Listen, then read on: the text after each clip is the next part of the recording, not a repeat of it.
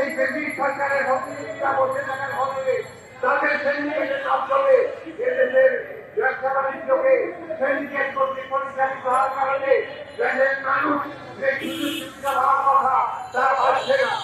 তাই আমরা এই সরকারের কাছে আবেদন করব, অবিলম্বে ব্রিটিশ সরকারের এই দোষকদেরকে জায়গা জায়গা থেকে সরিয়ে আমাদের এই দেশীয় লোকদেরকে প্রশাসনে বসিয়ে প্রশাসনের একটি সুস্থ ধারা সৃষ্টি করার জন্য আমরা এই সরকারকে আহ্বান করব।